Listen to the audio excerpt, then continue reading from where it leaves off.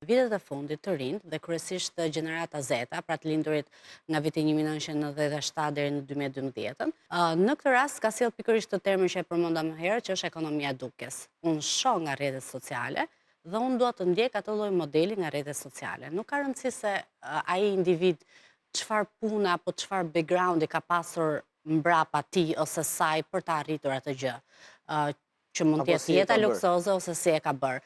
Unë dua ta shoh dhe unë dua atë që shoh nga rrjetet sociale. Dhe pikërisht kjo ekonomia e dukes është në rritje, është një model shumë negativ për të ndjekur dhe fatkeqësisht ndiqet masivisht nga të rinj dhe ka sjell atë që ekspertët e financave personale e quajnë dismorfia e paras.